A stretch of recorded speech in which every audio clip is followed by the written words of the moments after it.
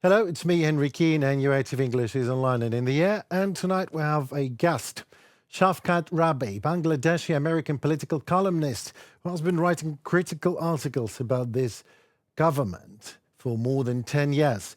Hello, Shafquat.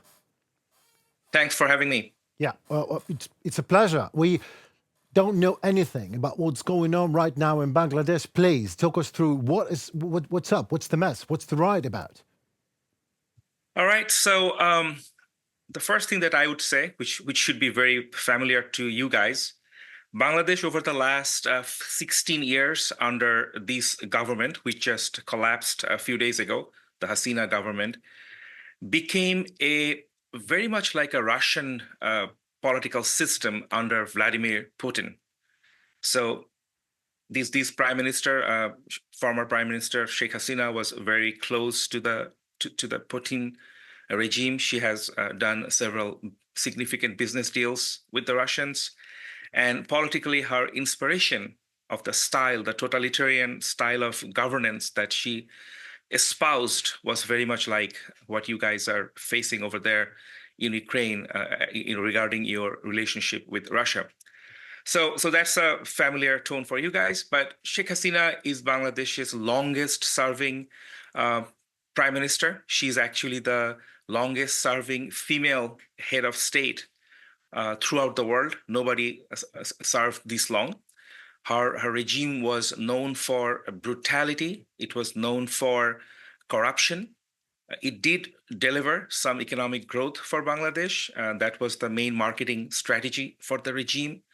But the main idea of this regime was that just don't have any democratic rights, freedom of speech, just accept some economic growth and abandon all of that. And the other thing that was a hallmark of this regime was that it was a single person totalitarian system that was very successfully created by Sheikh Hasina. Single person in the sense that the judiciary, the bureaucracy, the military, the police, the civil administration, everything was under one person effectively. So nothing happened in this country without one person. And the other thing that we should remember, so that makes this government very much like Vladimir Putin's Russia, actually probably worse than that. And then you have, it was also a cult that was established by the prime minister regarding her father. Her father used to be a fairly respected politician from Bangladesh. He was instrumental in Bangladesh's independence 50 years ago, back in 1971. But then she established her as the father of the nation, and it just became another country that you may know, that is North Korea, regarding that, the reverence, the worship of the family clan of Hasina. I can go on and on, but that's basically the backdrop, and the people couldn't take it anymore.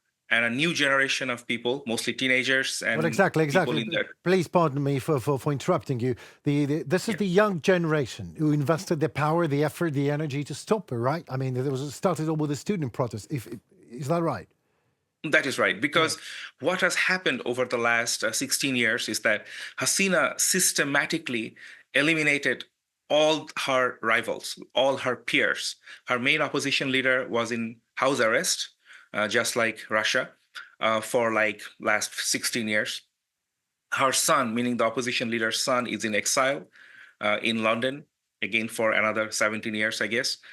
And then the other oppositions, the religious parties, their leadership were literally killed by Hasina through various means, including the judiciary. And then the rest of the political parties, they were just basically bribed or like they were bought into the system either through bribery or through intimidation. So she basically did not have any peers left.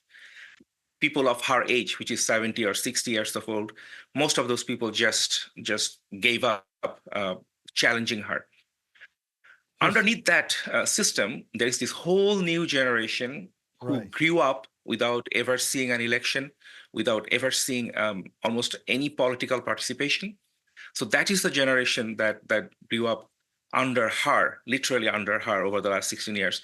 That's the generation that created this apolitical movement which later on galvanized the entire nation because the nation was waiting for somebody to stand up, and these guys were able to do that. And here we are today. The regime collapsed, and Hasina fled in a helicopter, being the only prime minister in Bangladesh's history to ever collapse because of like a popular revolt like this. Well, I mean, but what was the event that actually ignited that protest? Because you said that the whole generation was actually grown up under nothing, under one regime, Sheikh Hasina, and nothing else, and nobody else. So obviously something ignited that. What was the event? So the event was under this government, we had this government entrance exam, which has been around for forever. But this government created like a system there where systematically cronies of the government get preferential treatment. So the scheme was, there was this quota system where it said anybody who fought in the liberation war of Bangladesh back in 1971, them, their children and their grandchildren will have preferential entrance into the government service. Right now, Bangladesh's economy is not doing that great, and government service is fairly lucrative, both for its compensation and the extra other means like bribery and all that. So everybody wants to get a government job. So she created this system where people and their grandchildren, basically people who worked with her father back in 1971, which is 53 years ago, that generation and their grandchildren gets easy entry into the government jobs. And then these kids who had no other option but to basically try to get those jobs, they created this movement known as the anti-quota movement. Quota meaning that preferential treatment, like a 30% allocation. So this movement started apolitical, like there was not much politics there. And then that first galvanized the students around it because they were like, why are you giving preferential treatment to grandchildren of somebody? It doesn't even make any sense. Absolutely. So that's one. The other thing was the listing of the freedom fighters, like who fought back in 1971. That was also a corrupt procedure. Like people were faking those documents, like cronies of the prime minister. So that started the movement. And then the heavy-handed response from the government, which is basically not listening to the kids, and then their most fair demand, nobody wanted to listen, and then there were abusive language that was used by the prime minister, and that ignited the revolution at the beginning. And then it was all over by the time Hasina employed her police, which is known for indiscriminate killing and shooting. You can watch videos on YouTube and Facebook around that. Indiscriminate shooting, like rubber bullets and real, like military grade ammunition were used on these kids. And the moment kids started to die, then the whole movement became like a national movement, where all other kids from all other parts of the country, including like minor children, came out on the street first. They fought the police and the paramilitary, and then also the militia that the prime minister had under her disposal. The militia being the student wing of our political party. They are armed. They have sharp weapons like knives and all that, and then sticks. So they started beating up the regular students and the kids. And then their parents got involved. Their older brothers got involved. A large population of the women folk of the country, they came out on the street. And then this whole thing became a galvanizing moment where the whole nation came together and they lost the fear of the police and the indiscriminate killing. There are many videos where you can see young children opening up their chest and asking the cops to shoot them. Yeah, we've seen that. And once that started, once that started, there was no going back. Then people started to chase the prime minister. There was a declared event. They said, we are going to come to your palace. And that was on, August 5th in Dhaka time, Bangladesh time. I believe so. So they announced that we are going to come.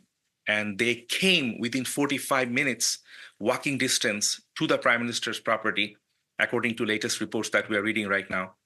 Probably 500,000 people were there, 500,000 to maybe on the higher end, 1 million people, mostly young people and their parents and brothers and sisters.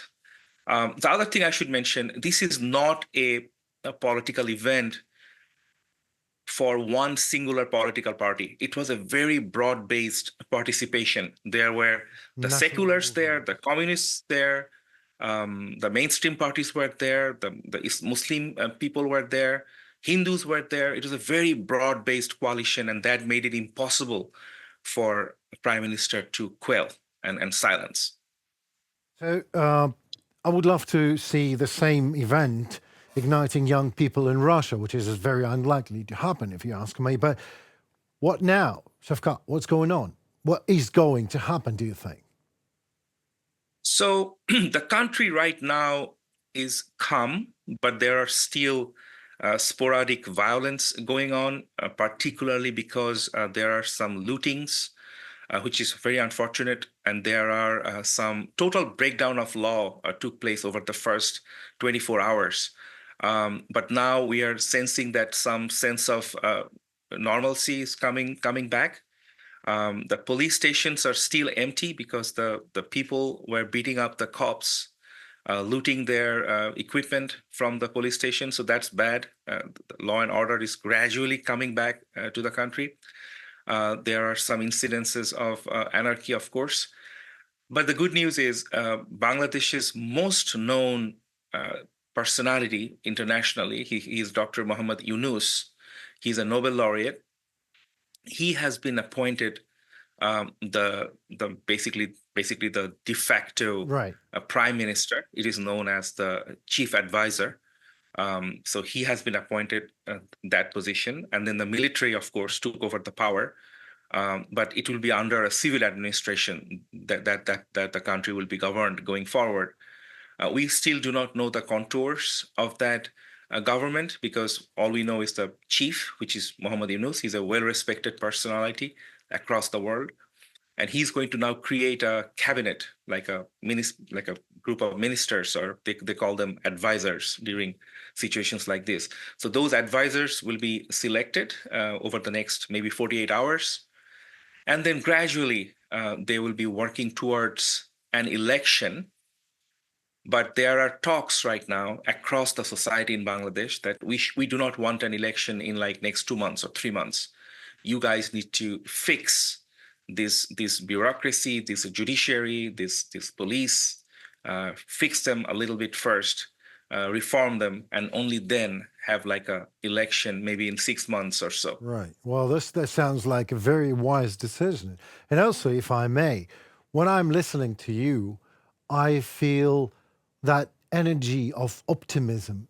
I don't say this is a happiness, but I know you're in Dallas right now, right? You're in the United States. Yes. But I certainly talked to a Bangladeshi who's happy about what's going on and has a cautious, or maybe not really cautious, optimism for the country's future. Am I right? Yes, I mean I can tell you this: this latest movement that was spearheaded by the students, it had such broad-based appeal throughout the world. Bangladeshi expatriates also joined the movement. Like I have attended several rallies throughout Texas, throughout Europe, throughout Australia. There were events organized by expatriates. And people are now calling it the second liberation. Liberation means Bangladesh became independent from Pakistan back in 1971. 2024 is now called the second event of that, like the second time we got free. Expatriates played a role here because in Bangladesh, it was not possible to speak against the government because of persecution, outright killing, outright enforced disappearances. Government would just show up at your house and take you if you talk too much.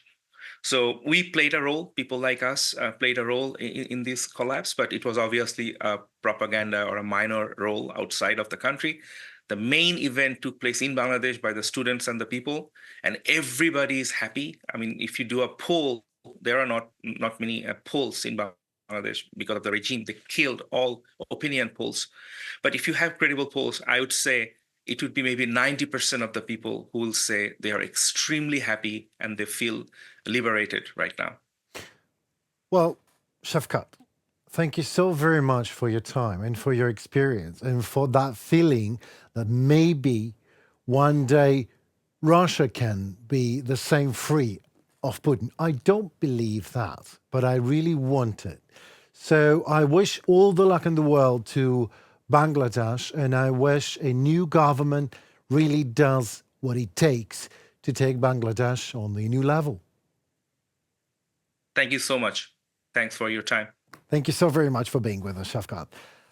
And it was Shafquat Rabbee with us, Bangladeshi American political analyst and columnist, who was actually bringing pieces of critics for more than 10 years about this government. And look what happened, a revolution that liberated the nation. Thank you so very much for being with us. UATV English always does its job. With me, Henry Keane. Stay tuned. Goodbye.